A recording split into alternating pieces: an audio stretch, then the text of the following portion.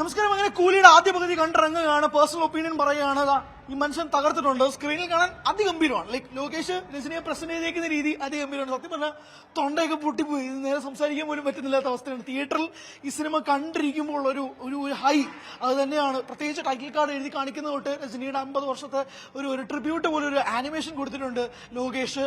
Cinema ആരംഭിക്കുന്നത് മുതൽ first ഹാഫിന്റെ അവസാനം വരെ, ഇന്റർവെൽ വരെ കഥാപരമായിട്ട് തന്നെയാണ് ഈ സിനിമ പോകുന്നത്. വളരെ സ്ട്രോങ് ആയിട്ടൊരു സ്ക്രിപ്റ്റ് ലോകേഷിന്റെ കയ്യിലുണ്ട്. ആ സ്ക്രിപ്റ്റിനനുസരിച്ച് മാത്രമാണ് ഈ സിനിമ ആദ്യ പകുതി പോകുന്നത്.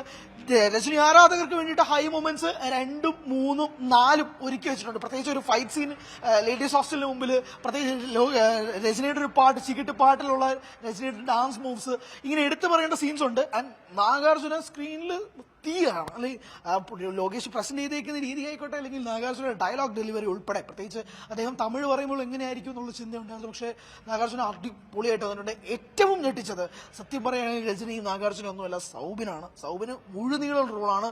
എനിക്ക് തോന്നുന്നു ഒരു പടി നാഗാർജുനയ്ക്ക് മേലെ നിൽക്കാൻ സൗബിന് ഫസ്റ്റ് ഹാഫിലൂടെ സാധിച്ചിട്ടുണ്ട്. അത് കൃത്യമായി സ്ക്രീനിൽ ഡെലിവർ ചെയ്യാൻ സൗബിന് കഴിഞ്ഞിട്ടുണ്ട്. സ്ട്രോങ് ക്യാരക്ടറാണ്. അത് അവസാനം വരെ, അതായത് ഇന്റർവെൽ വരെ പുൾ ചെയ്തുകൊണ്ട് പോകുന്ന ഒരു പ്രധാന കഥാപാത്രമായിട്ട് സൗബിനെ കൊണ്ട് എത്തിച്ചിട്ടുണ്ട്.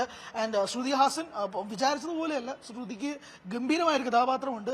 അതും വളരെ സ്ട്രോങ് ആയിട്ടൊരു ക്യാരക്ടറാണ്. ഇതിനകത്ത് ഏറ്റവും പ്രധാനപ്പെട്ട കാര്യം, എല്ലാ ക്യാരക്ടേഴ്സിനും വളരെയധികം ഡെപ്ത് ഉണ്ട്. അവർക്ക് പറയാനൊരു സ്റ്റോറി ഉണ്ട്, അവരുടെ ലൈഫുണ്ട്. ആ ലൈഫ് എല്ലാം കൂടെ ബ്ലെൻഡ് ചെയ്തുകൊണ്ട് ഒരു ഗംഭീരമായ കഥയാണ് ഫസ്റ്റ് ഹാഫിലേക്ക് പറയുന്നത്. പക്ഷേ ഏറ്റവും വലിയൊരു കാര്യം എന്ന് പറഞ്ഞാൽ ഒരു ഹിന്റ് ഇടുകയാണ് സെക്കൻഡ് ഹാഫിലേക്ക് ഒരു വലിയ ഹിന്റ് ഇടുന്നുണ്ട്. അത് ഒരു കംപ്ലീറ്റ്ലി ത്രൂ ഔട്ട് മാസ് പരിവേഷത്തിൽ രചനയെ കൊണ്ട് എത്തിക്കുക എന്നുള്ള ഒരു വലിയ ഹിന്റ് കൊണ്ടിടുകയാണ്. ആൻഡ് ലോകേഷ് പറഞ്ഞ പോലെ ഇന്റർവെല്ലിൽ സീറ്റിലിരിക്കില്ല എന്നുള്ള ലോകേഷിന്റെ ആ ഒരു പ്രഖ്യാപനത്തോട് എനിക്ക് വിയോജിപ്പുണ്ട്. കാരണം നമ്മൾ വിക്രമിലും ലിയോയിലും ഒക്കെ കണ്ട ആ ഒരു വലിയ ഹൈ സത്യം പറയുകയാണെങ്കിൽ ഇതിൽ കിട്ടിയില്ല. ഒരു ഫേസ് ഓഫ് ഉണ്ട്, ആ ഫേസ് ഓഫ് അതിഗംഭീരമായി വർക്കായി. അവസാനം രജനി ഇന്റർവെല്ലിൽ മുടിച്ചിടലാമെന്ന് പറയുന്ന രംഗവും ഗംഭീരമായിട്ടുണ്ട്.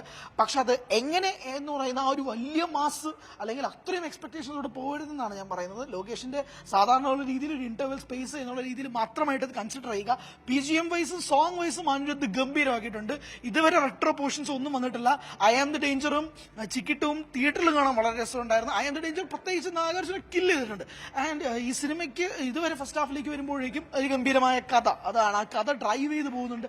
ആർട്ട് ഡിപ്പാർട്ട്മെന്റ് അതിഗംഭീരമായിട്ട് വർക്ക് ചെയ്തിട്ടുണ്ട്. പ്രത്യേകിച്ച് വിശാഖപട്ടണം ഹാർബർ ഒക്കെ കാണിക്കുന്ന രീതിയിൽ വളരെ ഗംഭീരമായിട്ട് നമുക്ക് സ്ക്രീനിൽ എറിച്ച് നിൽക്കും. അത് ഒരു ഹാർബറിലാണ് നമ്മൾ ഉള്ളതെന്നുള്ളത് തോന്നും.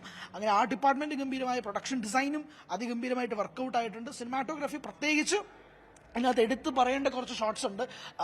ഒരു രജനിയുടെ ക്ലോസപ്പ് ആയിക്കോട്ടെ, അല്ലെങ്കിൽ ഫൈറ്റ് സീക്വൻസുകളിൽ ഉപയോഗിച്ചിരിക്കുന്ന മോഡുലേഷൻ ആവട്ടെ, റോബോ ക്യാമിന്റെ മെക്കാനിസംസ് പ്രത്യേകിച്ച് യൂസ് ചെയ്തിരിക്കുന്നതാവട്ടെ, ഇതെല്ലാം ടെക്നിക്കൽ ആസ്പെക്ട്സിൽ പറയേണ്ടതാണ്. പക്ഷേ രജനി FDFS പടം വരുമ്പോഴേക്കും ആവേശമാണ്. ആവേശം ഒട്ടാകെ സ്ക്രീനിലുണ്ടായിരുന്നു, തിയേറ്ററിലുണ്ടായിരുന്നു. ഹൈ മൊമെന്റ്സ് എന്ന് പറയുന്നത് നമ്മൾ അങ്ങനെ രജനിയെ ഫസ്റ്റ് ഹാഫിൽ മുഴുവനായി മാസ് പ്രസന്റേഷൻ എന്നുള്ള രീതിയിലല്ല. ഒരു കഥയുണ്ട്, വളരെ ബേസിക് ആയിട്ടൊരു കഥ. സെക്കൻഡ് ഹാഫിലേക്ക് പോകുമ്പോഴേക്കും മാസ് എന്താണെന്നുള്ളത് കാണാം.